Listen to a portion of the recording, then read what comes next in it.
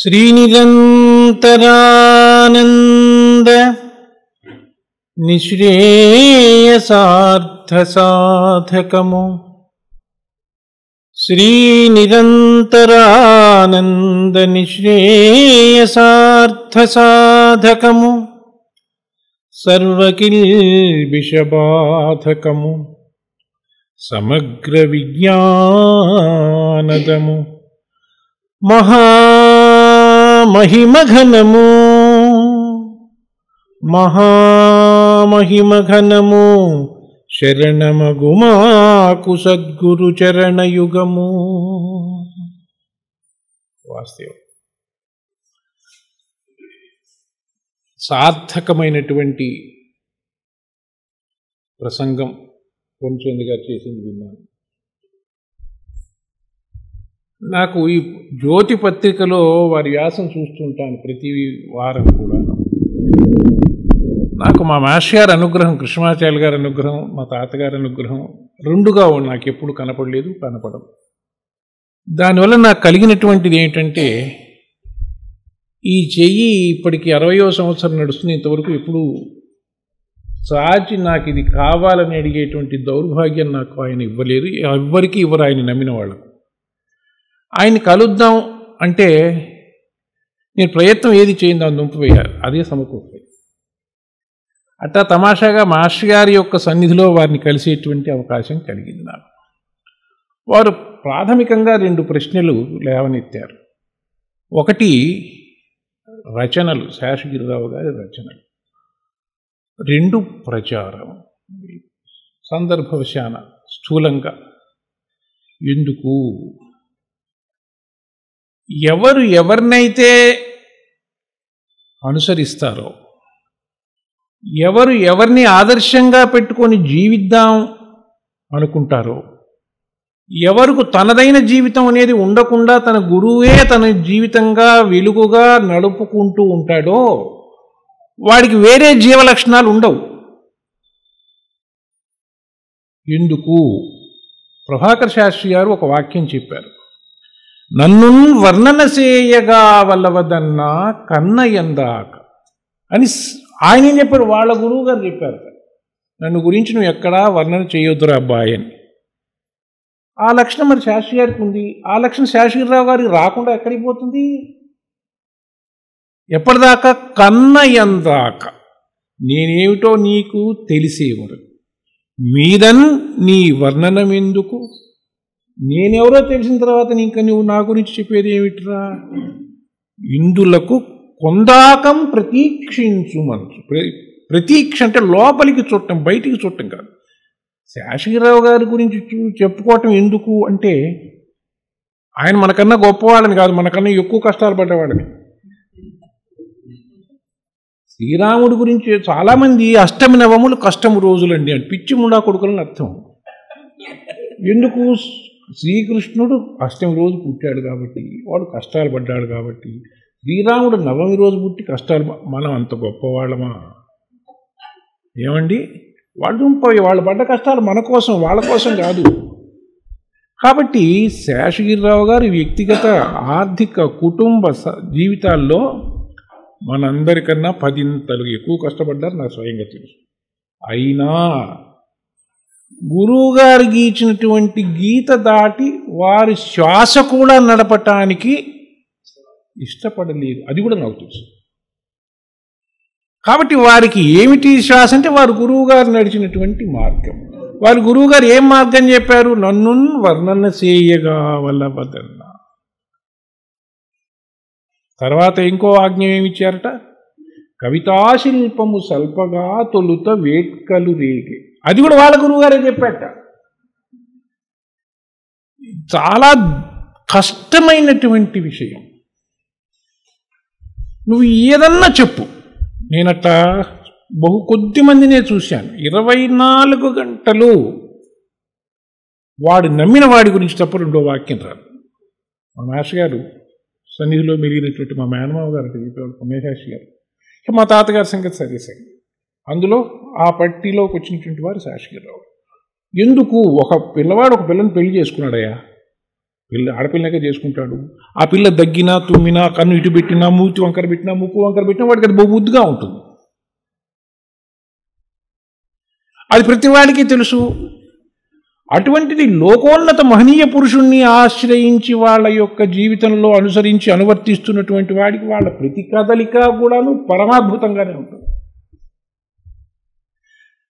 నువ్వు కాఫీ ఇచ్చావు, ఆ కాఫీ గురించి 24 గంటలు చెబుతారు. మా తాతగారు వాళ్ళ గురువు గారు కాఫీ ఎంతమంది కాఫీ తాగలేదండి, నాకు అర్థం కాదు. మా శాస్త్రి గారు నువ్వు పుస్తకం, ఆ పుస్తకం పేరేమిటి? మా శాస్త్రి గారు ఏంటి? ఓనింగ్నెస్ వాళ్ళ గురువు గారిని ఓన్ చేసుకోవటం. పుస్తకం రాస్తే ఎవడన్నా ఏం రాస్తాడండి పేరు? రచయిత.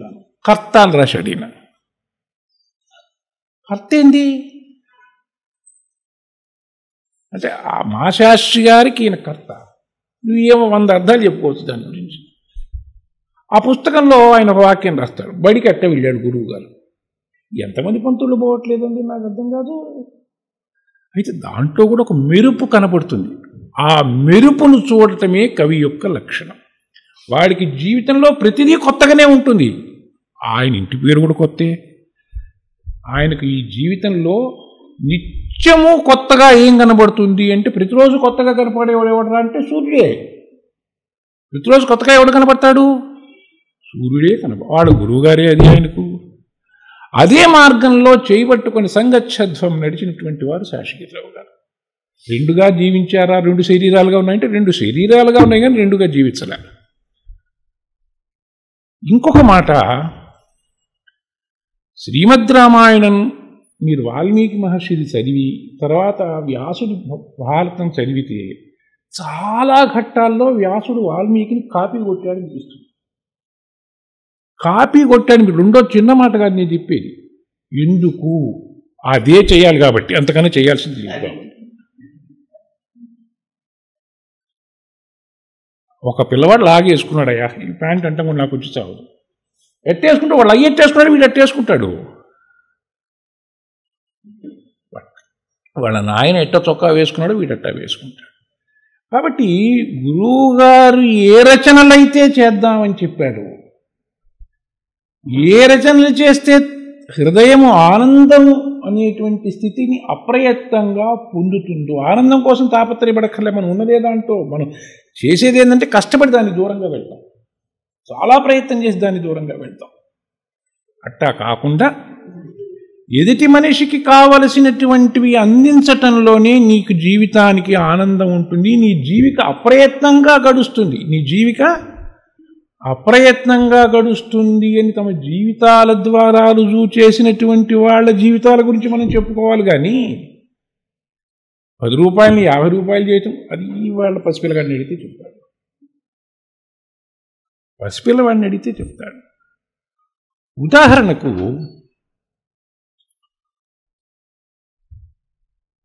మా తాతగారు దగ్గరికి ఒకడు వచ్చాడు. ఏదో అనారోగ్యం. ఎందుకు వస్తామంటే డాక్టర్ దగ్గరికి ఎందుకు పోతాం? బాగలేకపోతే పోతాం. దేవుడి దగ్గరికి ఎందుకు పోతాం? భక్తి పిచ్చి మాటలు, నాకు వాటి మీద నమ్మకం లేదు. మన పాపం వాడిని పట్టుకొని వాడి జుట్టుకు నిలబెట్టి మన ఉన్న మురికంతా వాడికి పూయటానికి పోతాం. వాడేం తెలివి తక్కువవాడా? మన బోటి బడుద్దాన్ని ఎంతమందిని చూశాడు వాడు. వాడేం చేస్తాడంటే, మా మాస్టర్ గారు చెప్పేవారు, కృష్ణమాచార్య గారు, మీ చేతిలో ఒక కర్చీఫ్ ఉందనుకో, ఆ కర్చీఫ్లో ఇంగు వేశాడు ఒకడు. ఏ వాసన వస్తుందండి కర్చీఫ్? కర్పూరం వేశాడు ఒకడు. ఏ వాసన వస్తుంది అంటే ఆ అగ్గి రవ్వ వేశాడు ఒకడు. ఏమవుతుంది? కర్చీఫ్ ఏమవుతుంది? ఈ నిప్పు వాసన రాదు, నిప్పు అయిపోతుంది. నిప్పు వాసన రాదు, ఏమవుతుంది? నిప్పే అవుతుంది. అందువల్ల వాడు ఏం చేస్తాడంటే, ఆ దేవుడు అనేవాడు గురువు అనేవాడు 2 పేర్లు వాడు దుంపవయ్యా, నీ ఇష్టం పేరు చెప్పుకో. ఎరా నువ్వు బాగున్నావా అంటే ఈ బాగున్న గారి కూడా కొడుకున్నాడు కనుక ప్రతివాడికి తలకాయ లేని వాడికి కూడా తలకాయ నొప్పి వచ్చే రోజులు ఇవి. వాడికి ఏదో తలకాయ నొప్పి వచ్చింది, వాడు తలకాయ నొప్పి తగ్గిస్తున్నట్టుగా నటిస్తాడు. వాడు ఏం చేస్తాడు, వాడి దగ్గర పోతే తలకాయ నొప్పి తగ్గిందండి, వీడి దగ్గర పోతే మెడకాయ నొప్పి తగ్గిందండి, లేకపోతే వాడి దగ్గర పోతే రూపాయి 10 రూపాయలు అయిందండి, శ్రీ వెంకటేశ్వరుడి దండం పెట్టి బాగా డబ్బులు వచ్చి, ఇట్లాంటి పిచ్చి భ్రమలు చాలా కలుగుతాయి. కలిగి వాడు అక్కడికి వెళ్తాడు. నేను ఎప్పుడు అపోలో చెప్పి ఆపేయండి. వెళ్ళిన తర్వాత ఏమవుతుంది, మా తాతగారు చాలా తమాషాగా చెప్పేవాడు. వీడో తలకాయ నొప్పి తగ్గాలని వచ్చాడు. గౌరినాయుడు గారి తలకాయ నొప్పి తగ్గాలని దండం పెడదాం బాబు గారు అంటాడు. వాడి తగ్గక చస్తుందే. ఏమవుతుంది, తగ్గక చస్తుంది అంటే వాడికి తగ్గింది. తగ్గగానే బాధల్లో ఉన్నవాళ్ళు ముందుకు రండి అంటాడు. వీడు నేను తగ్గిన కేటగిరీలో నేను గొప్పవాళ్ళు అయిపోయినా వీడైనా కూర్చుంటాడు. కూర్చోగా ఏం చేసేవాడు, బాబు గారు అందరూ బాగుండాలని దండం పెట్టంటాడు.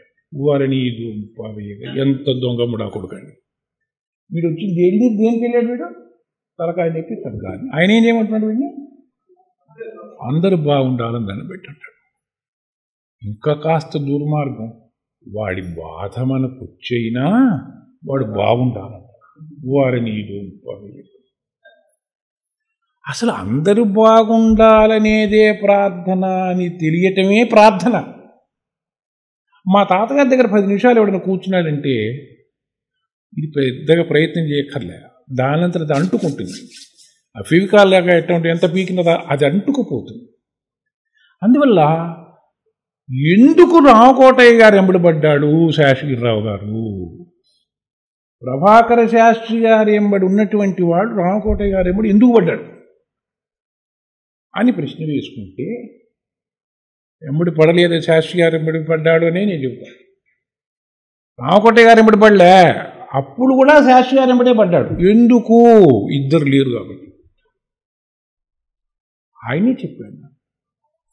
మా శాస్త్రి గారి గురించి ఏదైనా రాసి ఇవ్వండి అని తరచూ అడిగేవాడిని నేను. శాస్త్రి గారిని ఇన్నేళ్లుగా వారితో తిరుగుతున్నావు, ఇంకెక్కడ శాస్త్రి గారు బుజ్జి అన్నాడు.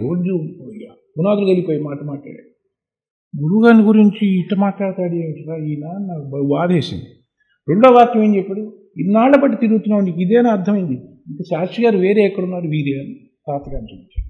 అంటే సాటి శిష్యుణ్ణి గురువుగారి రూపుగా ఆరాధన చెయ్యటం అనేటువంటి కన్న సాధన వేరేదన్నా ఉంది అంటే నాకు అట్టి సాధన వద్దు అని నేను చెబుతాను. సాటి శిష్యుణ్ణి గురువుగా ఆరాధన చెయ్యటం. 6 చెబితే మీ ఎల్కేజీ 6 సార్లు చెప్పిన నేను కూడా రాసేవాడిని డిక్టేషన్, మా తాతగారు చదువుతుంది. శాశ్వతరావు గారు రాసుకునేవాడు. అంటే ఏమిటి, వినయమునకు ఒక ముద్ద పోస్తే ఒక మూర్తి కడితే శాశ్వతరావు గారు. చాలామంది ఏం కోరుకుంటారు తెలుసా, ఒక 5 రోజులు 6 రోజులు 10 రోజులు 1 సంవత్సరము 10 సంవత్సరాలు. ఈ సమాజం, ఈ సృష్టి, భగవంతుడి సృష్టి, ఆయన బహు తెలియగలవాడు, బహు చక్కరోడు. నలుగురిలోకి వెళ్ళంగానే మనం ఏం కోరుకుంటామంటే గుర్తింపు కోరుకుంటాం. దాన్ని మించినంతటి దుర్మార్గం ఇంకోటి. చెడిపోవాలా అంటే ఏం లేదు, వాడిని పొగిడితే కాదు, వాడికి ఉప్పవేయ. వాడికి నువ్వు తిరుక్షవరం చేయించాలంటే పక్కవాడికి వాడిని పొగిడితే చాలు. వాడు మాయబజార్ సినిమాలో చెబుతాడు, ముక్కోపానికి మందు ఉండనే ఉంది కదా ముఖస్థుతి అని. అంటే సినిమాలో ఉన్న వాక్యం చిన్న వాక్యాలు కాదు, జీవితాలకు వెలుగునిచ్చే వాక్యాలు బీజేపీ. అంటే దేన్నైనా జయించవచ్చు, కానీ నన్ను జయించటం అనేది, నన్ను జయించడం దాని దుంపయ్యా అంత తేలిక. పూర్వం యువభారతి ప్రచురణలు వేసేవాళ్ళు, తెలుగు అకాడమీ వాళ్ళు. అందులో సామెతలను తెలుగు సామెతలను ఒక పుస్తకం ఉంది, ఇదివెంటి కృష్ణమూర్తి గారు వాళ్ళు. అహంకారము, ఆశ లేనిటువంటి నాకు కానీ డబ్బు, శుద్ధ వాడికి కావాలి డబ్బు అని మొదటి సామెత. అందులో ఏదో పూర్తిగా గుర్తు రావట్లేదు, మర్చిపోయినది. తెలుగు సామెతలో ఒక పుస్తకం వేసేస్తారు మా చిన్నప్పుడు. అందువల్ల వాడిని పడగొట్టడానికంటే ఏంటంటే మన నలుగురిలోకి వస్తూ ఉండేసరికి ప్రకృతి కొన్ని వరాలు ఇస్తుంది. నలుగురిలోకి వెళ్ళేటువంటి వాడికి ప్రకృతి ఏం చేస్తుంది, కొన్ని ఫెసిలిటీస్ ఇస్తుంది. ఆ ఫెసిలిటీస్ ఏంటి, వీటి వల్ల కొందరికి మేలు జరగటం కోసం ప్రకృతి ఇచ్చేటువంటి ఒక వనరు, ఒక అడిషనల్ అడ్వాంటేజ్. దాన్ని వీడు గొప్పతనం అనుకోకూడదు. అంటే ప్రపంచంలో కష్టమైన విషయం ఏమిటంటే శిష్యుడిగా ఉండటం. కష్టమైన విషయం ఏంటి? శిష్యుడిగా ఉండటం. ఇవాళ ఏది తేలిక? గురువుగా కావటం, గురువుగా చెప్పించుకోవడం అనేటువంటిది వ్యామోహం. శేషగిరిరావు గారు కానీ మా తాతగారు కానీ నేనట్ట పట్టుకొని ఊపాను వాళ్ళని. ఏం చిన్నగా కాదు. వాళ్ళని ఎన్ని అడ్డగోలు ప్రశ్నలు వేయాలో అన్ని అడ్డగోలు ప్రశ్నలు వేసేవాడు. ఎందుకంటే వాళ్ళు ఏం చెబుతారు అప్పుడు కూడా వాళ్ళు శిష్యులుగా ఉండటానికే సిద్ధపడ్డారనేటువంటిది వారి ఆచరణ నాకు రుజువు చేసింది. అందుకోసం నేను ఇక్కడికి వచ్చా. కానీ నేను తక్కువ అని అనుకుంటున్నారా ఏంది? చాలామంది చూశాను. అది పతనానికి తొలి కారణం. వాళ్ళు శిష్యులుగా ఉండటానికి సిద్ధపడ్డారు. మా తాతగారు పరిచయం చేసుకునేవాడు. ఎవడో వచ్చాడు, మూడేళ్ల పిల్లవాడు. వాడికి నేను పరిచయం చేసుకుని పెడతాను. నేను వేటూరి ప్రభాకర శాస్త్రుల వారి భక్తుడిని, నన్ను రామకోటయ్య. ఈ ఇంట్రడక్షన్ ఏందండి? నాకు అర్థం కాదు. ఫలానా వాళ్ళ భక్తులను తనను తాను ఇంట్రడ్యూస్ చేసుకుంటున్నటువంటి ఇంట్రడక్టరీ సెషన్ నేను మా తాతగారి దగ్గర చూసి ఎక్కడ చూడలేదు. కాబట్టి ఆయన ఎంబడి పడ్డాడు శాస్త్రి గారు. వాడు గురువుగారు ఏం చెప్పాడు? తను అనేటువంటిది నేనను నా అధమాధమ నిర్వాహకము తొలగతోసి. అది లేకుండా ఉండేందుకోసం ఇప్పుడు మాట్లాడుతూ చాలా అముద్రిత రచనలు ఉన్నాయి, ముద్రణ జరగలేదు, అవి ముద్రణ చెయ్యాలి. అది శేషగిరిరావు గారికి తెలియదు. ఎందుకంటే ముద్రణ కోసము చేసిన రచన కాదు అది. అది ఎవడో వాడి కోసం, అది వాడికి సంబంధించింది, ఈయన సంబంధించింది కాదు. నేను చెప్పదలుచుకుంది వాడు చెప్పింది. బాధ్యత తీసుకోవాల్సింది ఎవడు కావాలో వాడు తీసుకోవాలి, ఆయన సంబంధం కాదు. అందువల్ల ఈ రచనలు కానీ, ఈ బిరుదులు కానీ, ఈ ఆర్థికపరమైన వనరులు కానీ, కీర్తి కానీ, పేరు ప్రఖ్యాతులు కానీ, పాండిత్యం కానీ, ఆంధ్రజాతిలో ఆంధ్ర భాషలో వేళ్ల మీద లెక్క పెట్టదగ్గటువంటి పండితులలో మొదటి వేళ్ళలో ఉండేటువంటి వారు శేషగిరిరావు గారు. అది ఎవరికీ తెలియదంటే తెలియపరచుకోవాలనేటువంటిది మాస్టర్ గారి ఆజ్ఞకు విరుద్ధమైనటువంటిది. ఆ కీర్తికాంక్షను వదిలేసుకోవటం అనేది అంత తేలికైన విషయం కాదు. దాని దుంప వెయ్యని చాలామందిని చూశా. కానీ ఆ కీర్తికాంక్షను వదిలేసుకున్నటువంటి వాడు జీవితంలో ఒక అడుగు ముందుకేయగలడు, సాధనలో ఒక అడుగు ముందుకేయగలడు. వాడి వెనకాల ప్రపంచం నడుస్తుంది, వాడి వెనకాల నడుస్తుంది. నాకు ఎన్ని తెలుసో తెలుసా అనేవాడిని చాలామందిని చూశాం. మా తాతగారు ఒక వాక్యం చెప్పారు. ఒక గొప్ప వ్యక్తి, వాళ్ళ పేర్లు ఎందుకు, వారి దగ్గరకు మా తాతగారి దగ్గర సన్నిహితుడు బంధువు వచ్చి, నాకు జర్మన్ తత్వం తెలుసు, అమెరికా తెలుసు, ఆస్ట్రేలియా తెలుసు, గ్రీకు తెలుసు, రూసో తెలుసు, ప్లాటో తెలుసు, నా బంధువు తెలుసు, అరిస్టాటిల్ తెలుసు. సంతోషం రానైనా 4 ఏళ్ల తర్వాత మళ్ళీ అదే వ్యక్తి మా తాతగారి దగ్గరికి వచ్చి, అన్నయ్య ఈ సూర్యుడు ఎట్ట ఉదయిస్తున్నాడు, ఈ చంద్రుడు ఎట్ట ఉదయిస్తున్నాడు, ఈ గాలి ఏమిటి, నాకేమి తెలియట్లేదు అన్నాడు. మీ దగ్గర తెలుసుకోవాల్సిన చాలా ఉంది.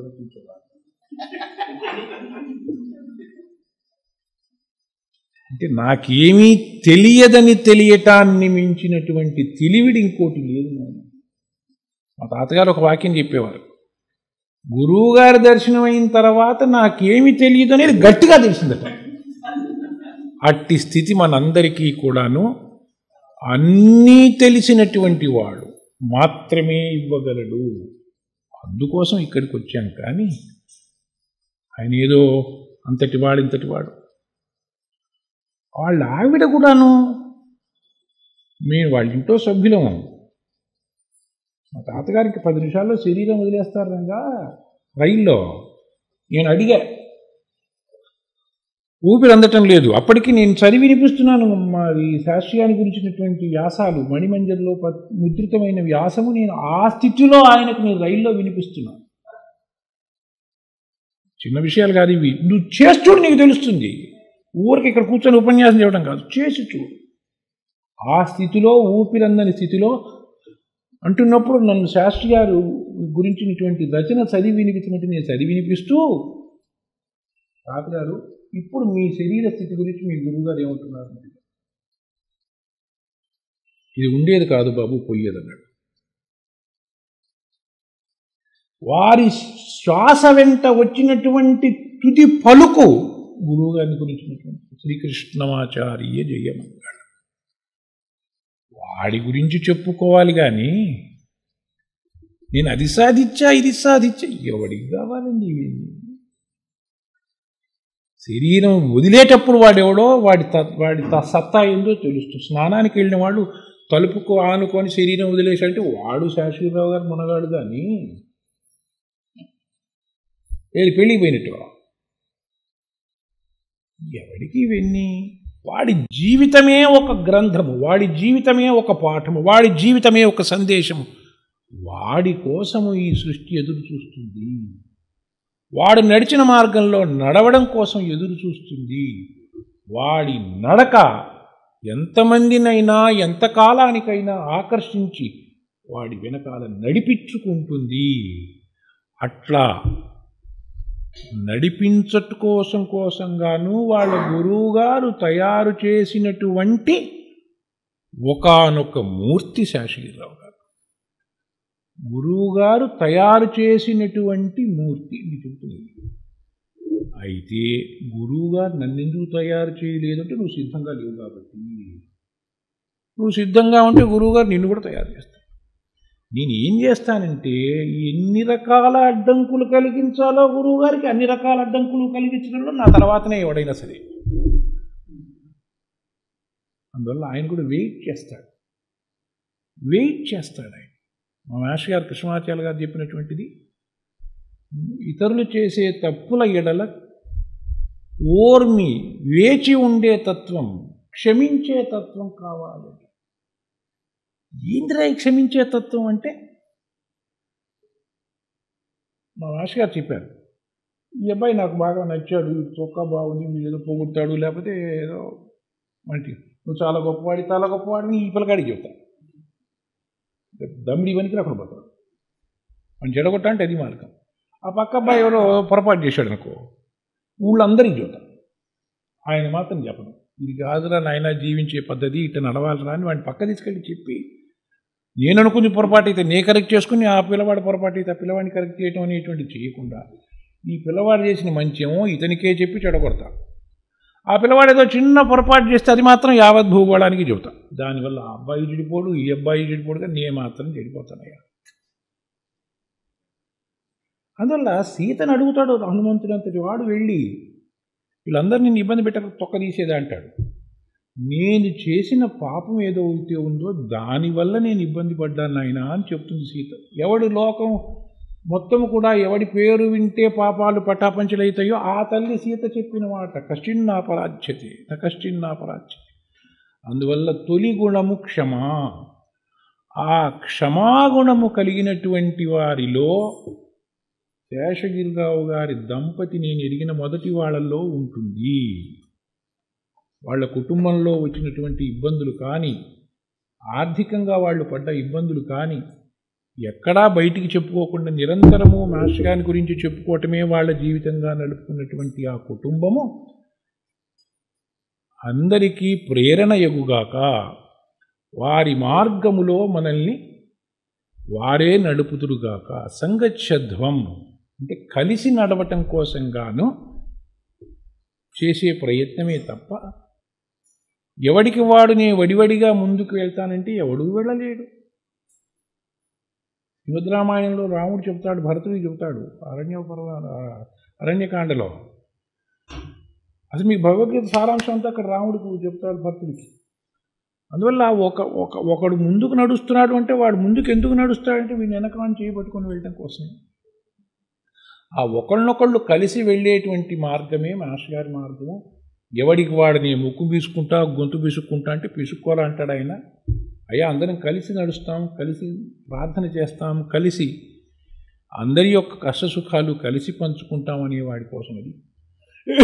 అందుకే సివివి గారి యోగం ఎట్ట పుట్టిందంటే కామెట్ వల్ల పుట్టింది. కామెట్ కాదు, అది కోమెట్ అంటాడు ప్రభాకర్ శాస్త్రి గారు. COMET కోమెట్ అది. అందుకే వారు ఏం చెప్పారంటే కష్ట సమీకరణం జరగాలని చెప్పారు. అందువల్ల యావత్ భూగోళము సుఖము శాంతిమయము ఆనందమయము కావాలని దానికి మాస్టర్ గారి మార్గంలో ఉన్నటువంటి వాళ్ళందరూ, అంటే మళ్ళా పొరపాటు, మా మాస్టర్ గారు గొప్పవాడు కానే కాదు, సివి గారు గొప్పవాడిని ఎవడనంటే పొరపాటు. ఎందుకని ఆయన గొప్పవాడు కాదు, నీకేం తెలుసు? ఇదో పెద్ద రోగం, మా గురువు గారు గొప్పవాడు, నీకెందుకురా అవన్నీ, నీకేం తెలుసు గనక అందరూ బాగుండాలి. ఎవరు బాగుండాలా? సివి గారు గొప్పవాడనేవాడు బాగుండాలా, సివి గారు దొంగనేవాడు కూడా అంతకన్నా ముందు బాగుండాలా. ఎందుకని వాడిని కూడా బాగు చేసేది ఆయనే, నీకేమి దొబ్బుడు? అందువల్ల ఈ యావత్ భూగోళము సుఖమయము శాంతిమయము ఆనందమయము అగుగాక. అందుకు మనందరి జీవితములలో ఏ కొంతైనా మనము కేటాయింతుముగాక. అందుకు మనకు పెద్దలైనటువంటి వారు ఎవరిని గురించి అయితే మనం స్మరణ చేసుకుంటున్నామో వారు మనకు ప్రేరణ ఎగుదురుగాక, రక్షణ ఎగుదురుగాక. వాస్తవం.